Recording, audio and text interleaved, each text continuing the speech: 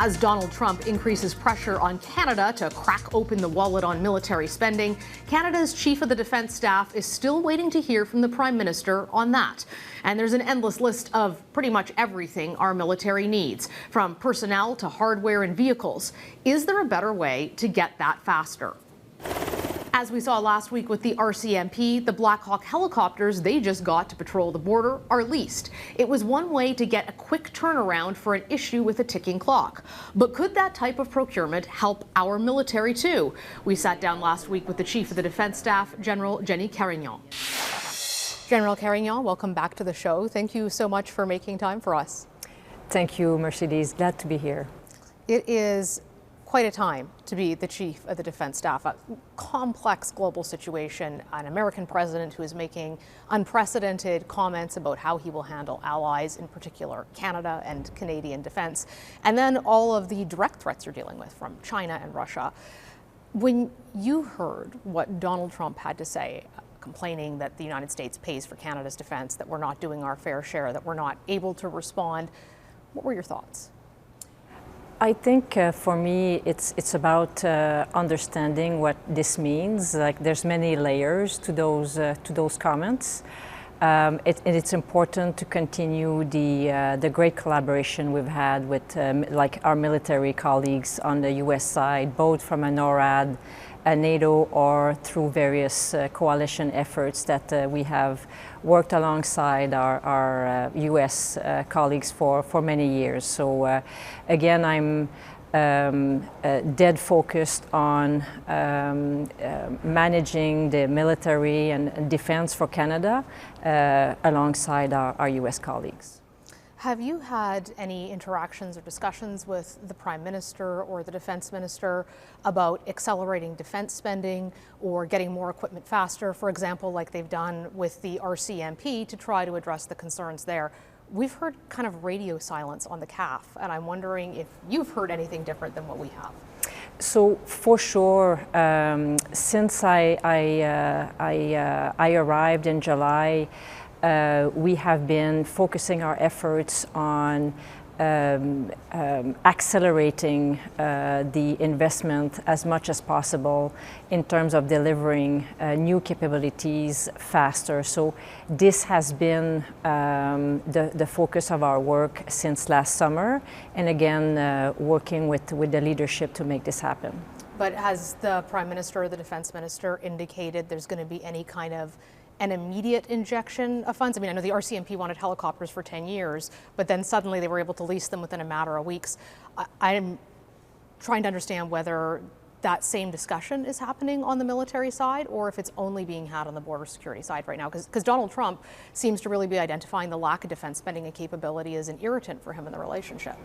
So we've had a lot of injects in investments over the course of the last couple of years. So from a NORAD modernization, our North Strong and Free, the new defense policy, and the 2% GDP investment. So we have really been focusing on leveraging those new investments and put them to work for all of these new capabilities we need for the Arctic, for our NATO commitments, and then for the Indo-Pacific as well. So this is the work that we have been doing since like all of these new investments have been announced, basically.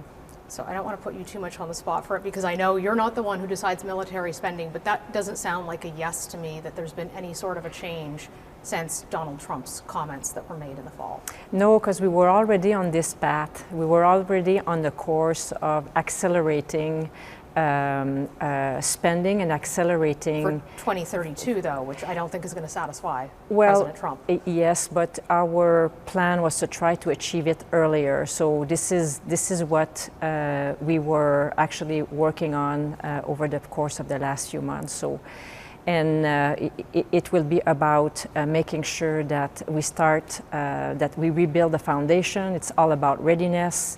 And then making sure that our personnel are well supported in all various types of ways. So it really was the work that was undertaken before Mr. Trump came into power. In an era where we are stretched too thin, and I think everybody sort of acknowledges that's the situation because of years of chronic underfunding of the CAF and struggling with recruitment and retention, where there's questions about whether there's going to be enough pilots to be able to fly the F-35s when they come on, Navy ships that are struggling to deploy because they can't get sort of a full ship's complement.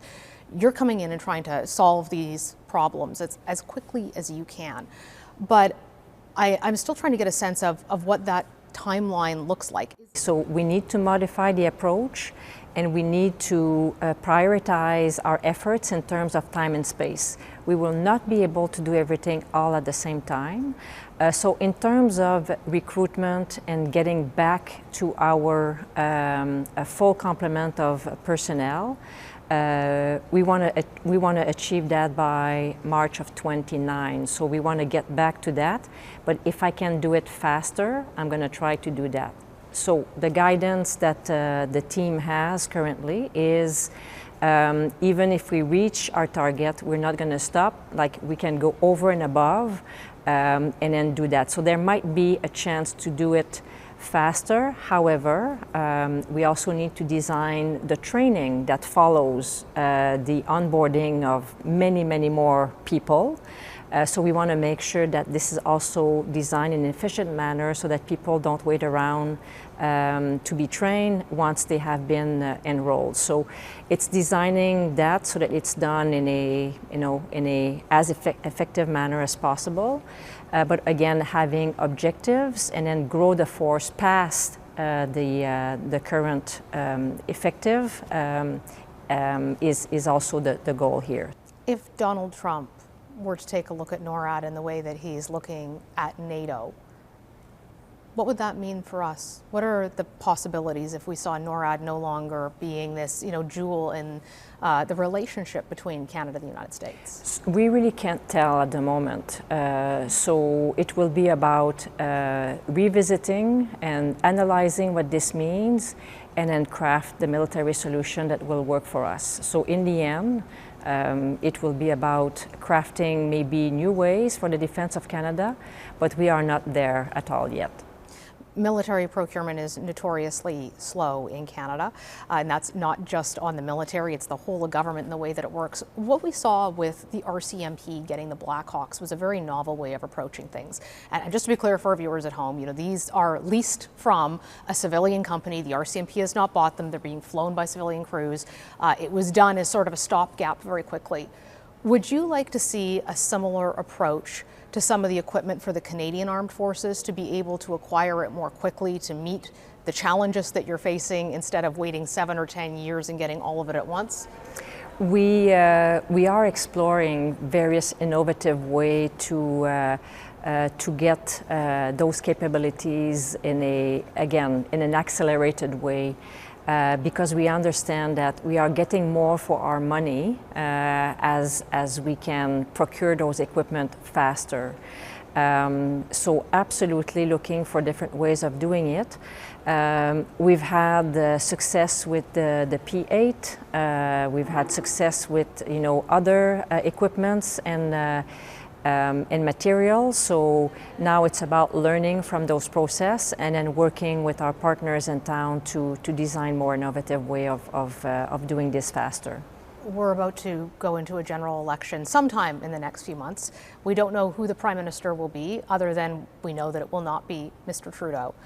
Whoever that next Prime Minister is, and this would apply to the Liberal who wins the leadership race and then the incoming Prime Minister, what message do you have for this country's next leader as the CDS?